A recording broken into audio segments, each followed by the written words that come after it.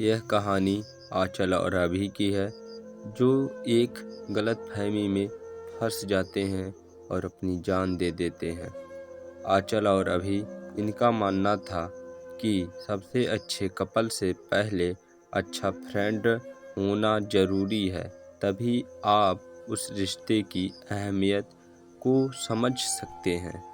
अगर आप अच्छे फ्रेंड नहीं हैं तो आप कभी अच्छे कपल भी नहीं बन सकते हैं।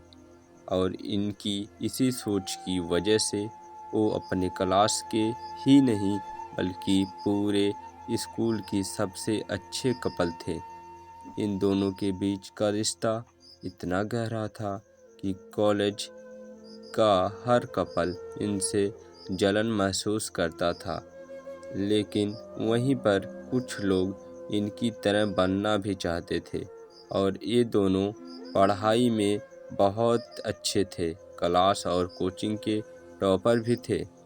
आंचल और अभी दोनों की लाइफ अच्छी थी, दोनों की फैमिली एजुकेटेड भी थी, घर पर भी सब बहुत प्यार करते थे और ये अपने फैमिली की बहुत रिस्पेक्ट भी करते थे। लेकिन हमेशा इसको एक दूसरे को खोने से डर भी लगता था, क्योंकि आंचल के पापा का ट्रांसफ़र होने वाला था, जिससे कि दोनों परेशान थे। आंचल के घर वालों को अभी के बारे में और अभी के घर वालों को आंचल के बारे में पता नहीं था। एक दिन जब अभी के पापा ऑफिस जा रहे थे, तभी रास्ते में उनका एक्सीडेंट हो गया और अभी के घर हॉस्पिटल फ़ोन आया और वो लोग हॉस्पिटल चले गए। लेकिन उसी दिन आंचल के पापा का ट्रांसफ़र हो जाता है और उन्हें अर्जेंट दूसरी जगह ज्वाइन भी करना होता है, जिससे आंचल को ये सब अभी को बताने का मौका नहीं मिल पाता है। और जब वो कॉलेज जाती है तो वहाँ पर अभी नहीं होता है, और जब वो अभी के घर जाती है तो वह पर भी कोई नहीं होता है, जिससे अभी को वो ये सब नहीं बता पाती है। और इन सब से अनजान अभी जब अपने घर और कॉलेज जाता है तो उसे पता चलता है कि आंचल के पापा का ट्रांसफ़र हो गया है और कोई नहीं जानता कि कहाँ हुआ है।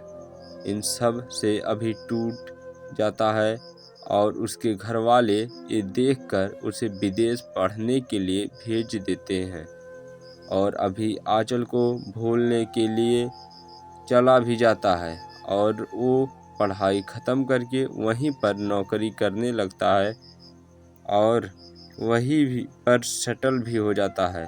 फिर एक दिन उसके घर उसके एक दोस्त की शादी का कार्ड आता है और जब उसके घर वालों उसे ये बताते हैं, तब वो उससे साफ इनकार कर देता है। लेकिन बाद में वो अपने फैमिली की रिक्वेस्ट पर चला जाता है, क्योंकि वो 8 साल से घर नहीं आया था।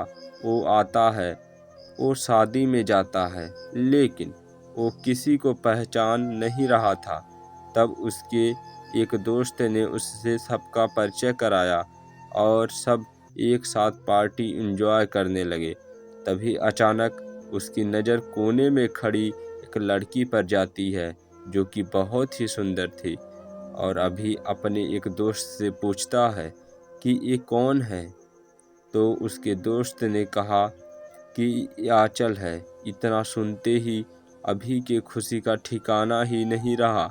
लेकिन फिर उसे याद आता है कि वो पिछले 8 साल से बाहर था और इस बीच ना जाने क्या क्या हुआ हो, शायद उसकी शादी भी हो गई हो। फिर वो कांपते हुए पैरों से आंचल की तरफ कदम बढ़ाता है और उसके पास जाता है। फिर उससे कहता है, अभी हाय आंचल, सॉरी, अभी आई एम अभी। और ये सुनते ही आंचल बहुत खुश हुई, लेकिन वो भी एक पल में दुखी हो गई, सोचकर कि अभी तो शादी करके अब तक सेटल हो गया होगा। आंचल, हाय कैसे हो? अभी, मैं ठीक हूँ, तुम बताओ। आंचल, मैं भी ठीक हूँ, तुम यहाँ कैसे? अभी, शायद तुम भूल रही हो कि वो मेरा भी दोस्त है। आंचल, सॉरी, मेरा मतलब तुम तो इंडिया में नहीं रहते हो ना? अभी, हाँ, लेकिन शादी के लिए आया हूँ। अच्छा, तुम्हारे हस्बैंड कहाँ हैं? डरते हुए कि कहीं उसकी शादी हो गई हो और वो अपने हस्बैंड का परिचय ना करा दे। आंचल, हे, मेरा कोई हस्बैंड नहीं है और मेरी अब तक शादी भी नहीं हुई है। अभी उसकी जान में जान आ गई और वो बहुत खुश हुआ और खुशी के मारे कुछ बोल भी नहीं पाया। आंचल, और तुम्हारी वाइफ कहाँ है? अभी, मेरी भी अभी तक शादी नहीं हुई है। आंचल, कोई जीएफ है? अभी, हाँ। आंचल फिर दुखी हो गई, लेकिन मुस्कुराते हुए पूछा कि कौन है वो खुशनसीब? अभी, तुम। आंचल ये सुनते कि बहुत खुश हो गई और उसने कहा, सच? अभी, हाँ, मैं अब भी तुमसे प्यार करता हूँ। दोनों की दिल में कहीं ना कहीं ये उम्मीद थी कि कभी ना कभी वो एक दूसरे से मिलेंगे और आज वो सपना सच में बदल गया। फिर दोनों ने अपने घरवालों को बताया और दोनों के घरवाले इसके लिए राजी हो गए और अभी यही रहकर जॉब करने लगा और आंचल से शादी कर ली और कुछ सालों बाद उसकी एक क्यूट सी बेबी भी हुई जिसे दोनों बहुत प्यार करते थे। ना चाँद की चाहत और ना सितारों की फरमाइश, हर जन्म में तू मिले मेरी बस यही है ख्वाहिश। इसी के साथ मैं आपसे विदा लेना चाहता हूँ और हमारी स्टोरी आपको अच्छी लगी होगी तो चैनल को सब्सक्राइब करके नोटिफिकेशन ऑन कर लेना। ऐसी ही स्टोरी आप लोगों को मिलती ही रहेगी। जय हिंद, जय भारत।